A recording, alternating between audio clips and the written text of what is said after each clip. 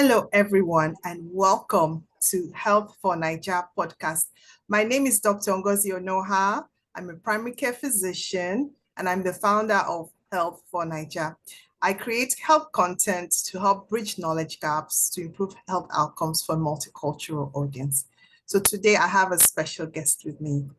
I want to give a warm welcome to Dr. Oluyemisi Famuyiwa. Welcome. Thank you so much. Thank you for having me. So I'm going to tell the audience a little bit about you, what you do. So I'm going to go over your bio. Dr. Oluyemisi Famuyiwa is the founder of Montgomery Fertility Center and Associate Clinical Professor of Obstetrics and Gynecology at George Washington University School of Medicine. Dr. Famuyiwa is an advocate for personalized, holistic fertility care. She has been recognized with numerous awards, including the Castle Connolly Top Doctor Award since 2012, and most recently nominated as one of the women who moved Maryland. She has been recognized by Castle Connolly as one of the exceptional women in medicine every year since 2019. She recently launched the most diverse egg bank, servicing families from all backgrounds. Dr. Famuyiwa is also a staunch advocate for fertility preservation, especially for busy professionals and cancer patients.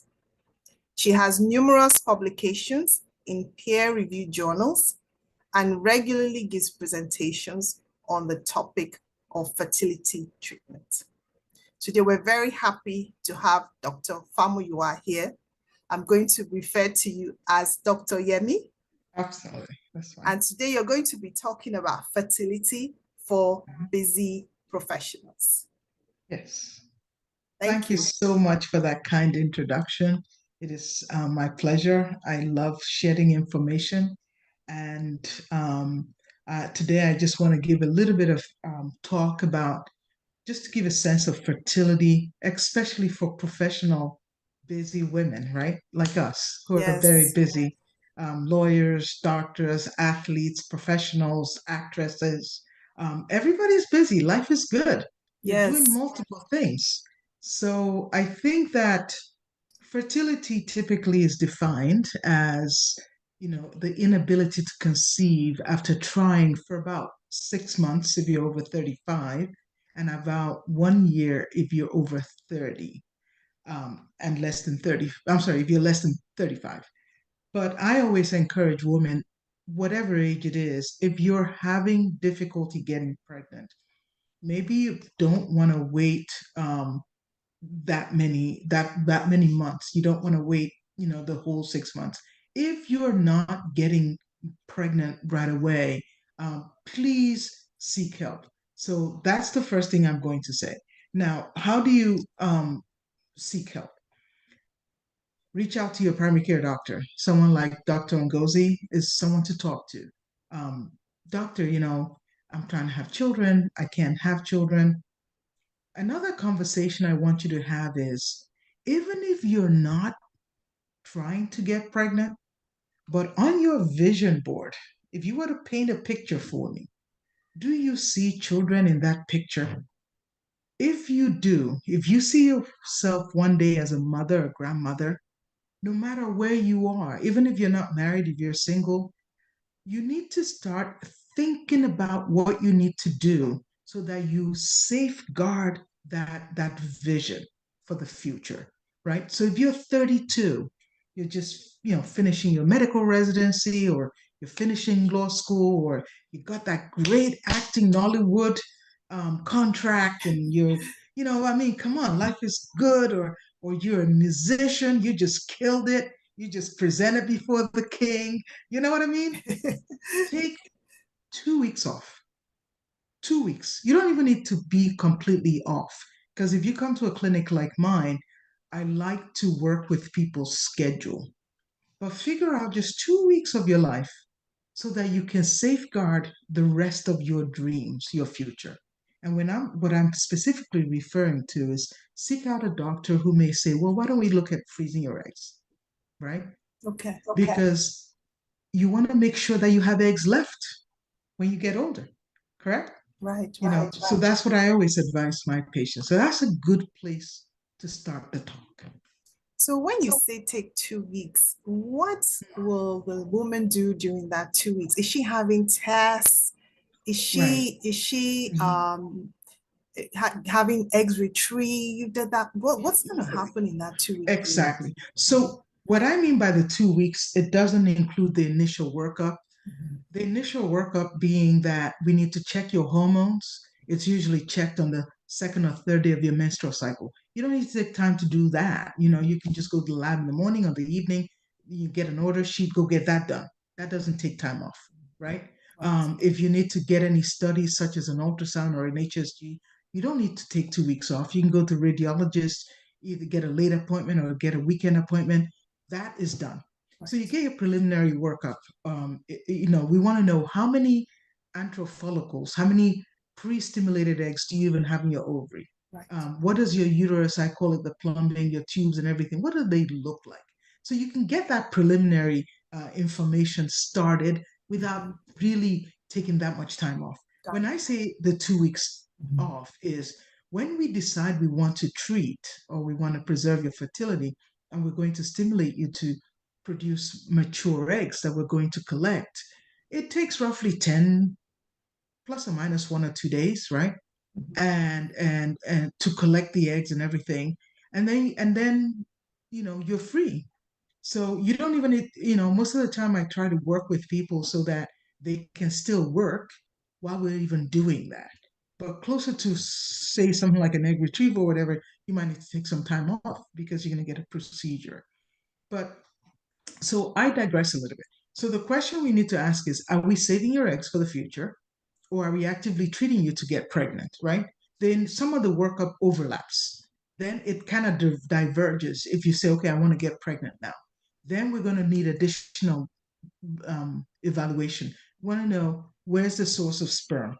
Are you, you know, what's your partner evaluation? Has he gone for a semen analysis? Does he have any sperm issues? What's your overall health? What medications are you taking on? What are, you know, any genetic conditions we need to worry about? So we do a complete, I call it sort of investigative Sherlock Holmes detective work. We got to sort out the information first because, you know, like we like to joke around, we are good as the information we input into us. Garbage in, garbage out. Quality in, quality out. So we need to do that initial evaluation first. Again, if you're freezing your eggs, it's, you know, it's just you. We don't need to worry about anyone else. That evaluation is a lot faster, right? And then we can sit down and talk about treatment. What are the possible treatments?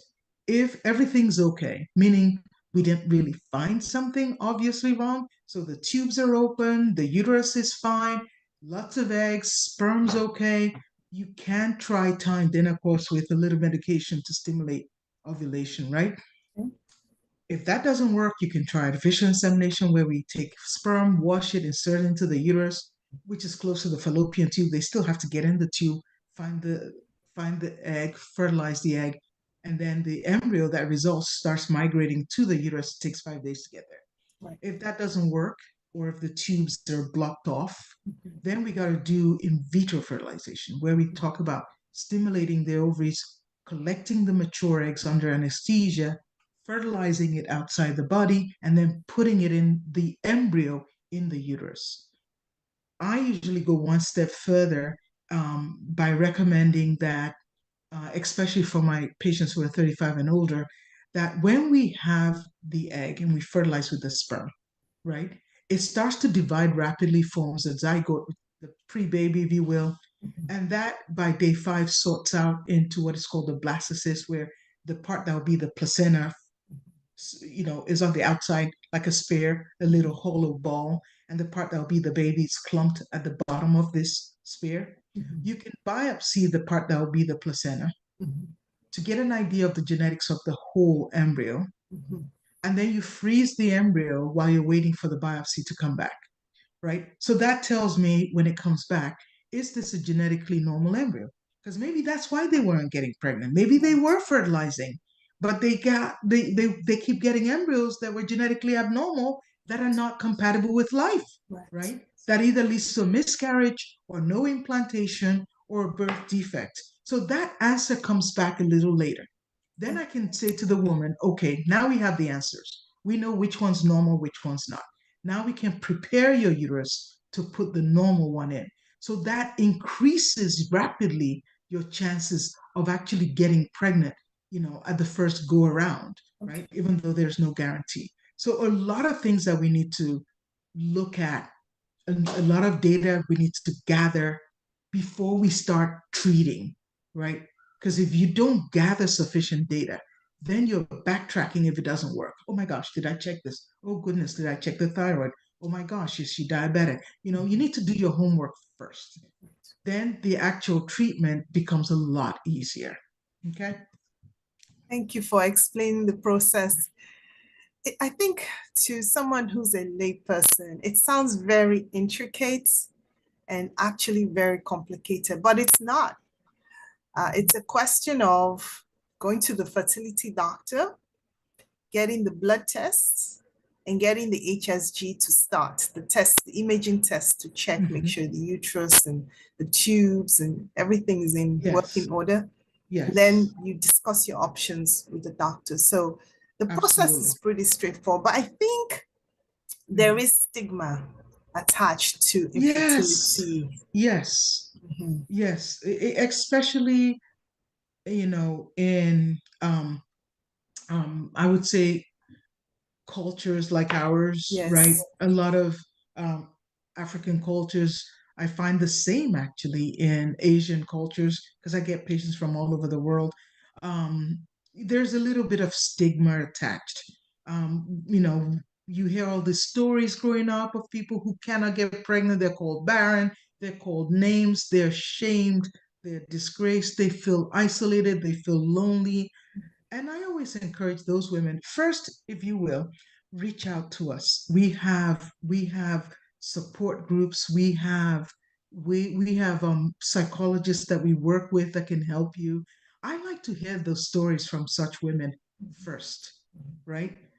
Then, depending on what my supporting team recommends, then I say the first thing, then the next thing is to bring their partner in. A lot of times, if I meet with them and then the partner and invite the partner to be on board with us as a team, I always tell them, I emphasize the word team, that we are a team. We're going to work through this together. And most of the time, I'm able to get the partners on board, and if I get the partners on board, the next thing I tell them is, please leave your families out of this, right? Leave your aunts and uncles and grandpa, leave them out of this. Let's work on, you know, our team work, both partners, our facility. We're the team. We don't need anyone else in the team, right? Especially if they're going to confuse issues. And then if that doesn't work, I have patients that I've actually gotten in contact with a psychologist with who helps them, almost like a fertility coach, a health coach, a mental health coach. If people are severely depressed or anxious, they may need a psychiatrist to help them with the depression. It doesn't mean they're crazy. No, no, not at all. It's just giving you coping skills to help you, to strengthen you, so you can see that this is a journey that you can actually undertake. Okay. Yeah, Dr. Yemi, I like the fact that you mentioned the fertility coach because Yes. I didn't know that existed.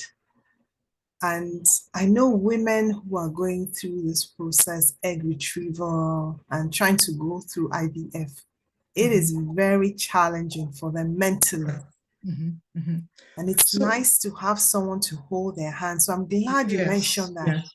So, what we do in our office is we also serve as fertility coaches because I have staff that, if you look at all our patient reviews, they'll keep honing on a certain theme. We like to hold our patients' hands throughout this whole process. And I tell them, you're really not alone, right? You're not disturbing me. Come by, talk to us, right? Send me an email, send me a message. I'll get back to you. My nurses will get back to you. My staff will get back to you. I work with an acupuncturist who's also a very superb coach as well.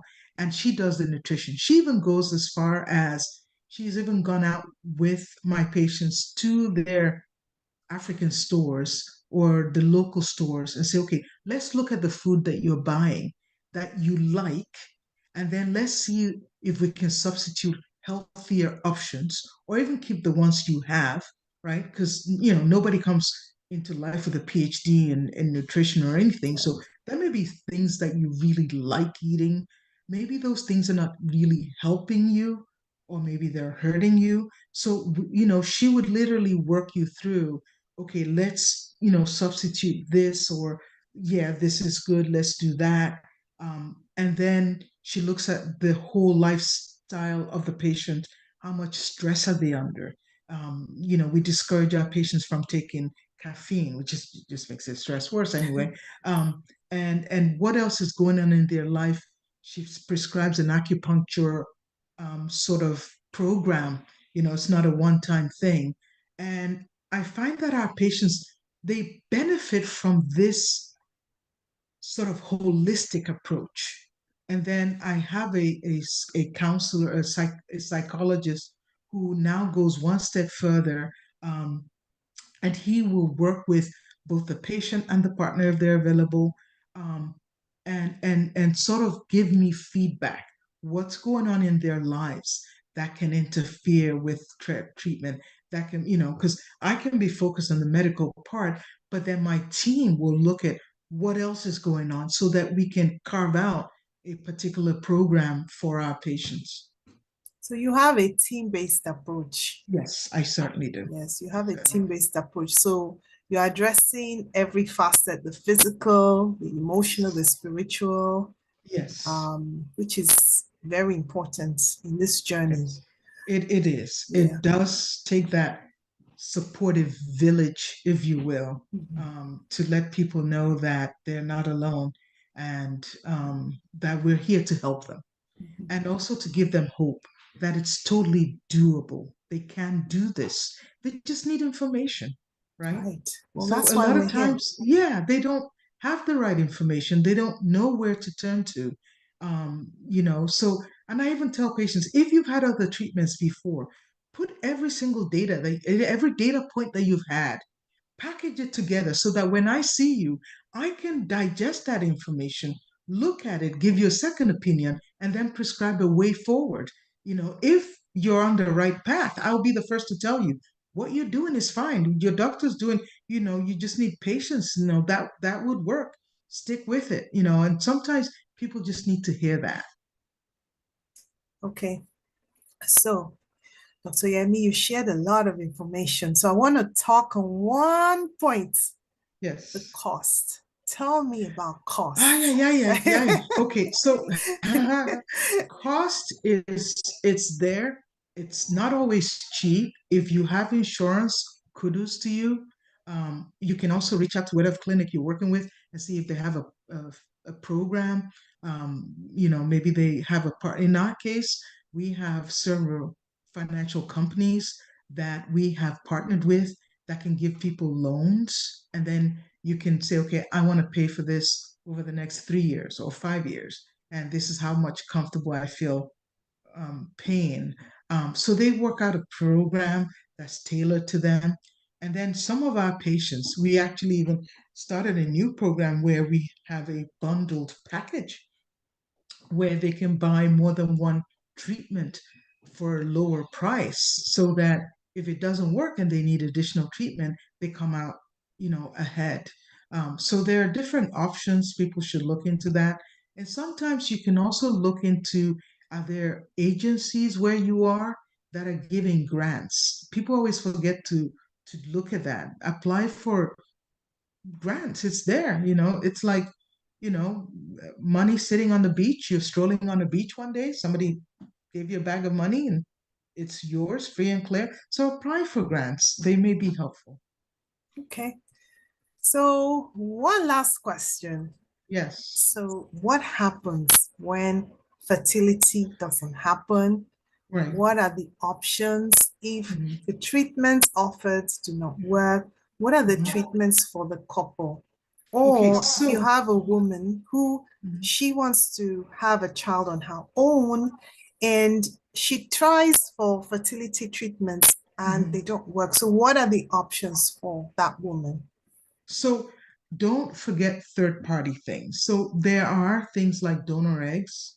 Um, I've never met a baby that came out and said, "Oh my gosh, did you have me from a donor egg?" You know what I mean? The babies just care that you love them. So there are things like you can go with third party options if you have, unfortunately, a uterus that cannot sustain a pregnancy. You can look into surrogacy.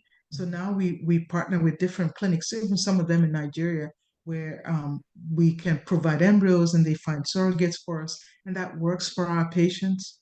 And last but not the least, the goal is to be a parent. This is Mother's Day. We want to Mhm, be a mother, right? mhm. So some people, their journey to motherhood may include adoption. There's Right. nothing wrong with that.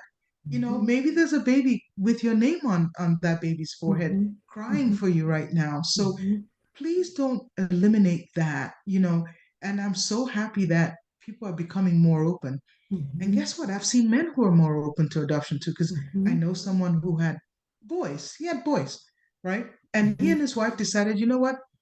We can try again. We'll probably get another boy. They mhm, have four. So we want a girl. So they mhm. adopted a baby girl, and now you would never know the difference. Their heart is full. Their Right. family is complete. Right. So don't eliminate. Please open your heart to options. If you open up your heart and let love in, your child will find you. So this is really good. You shared a lot of information, and it's nice that people have somewhere to go to if they need this information. So how can people find you? Can you share your social media platforms with me? Absolutely. Okay. So go to my website, montgomeryfertilitycenter.com. It's all one word. That gives you a link to all my other sites. You can send us an email at FAQ, frequently asked questions, FAQ MFC, sorry, Montgomery Fertility Center. So FAQ MFC at gmail.com, and we will be happy to send you information. Okay. So I'm going to put those links in the description of this podcast and video. And I just have one more question. I know Yes. this, I'm just throwing this on you. And it is, I always like to ask this my speakers. Can you share one pearl of wisdom with the audience? It can be anything, just one pearl of wisdom. One pearl of wisdom, this is what I even share with my own children. Live in awe and gratitude. Be grateful, right? Be grateful. You may not have what you want now, but even the fact that you started on the journey, you started seeking information, that's something to be thankful for.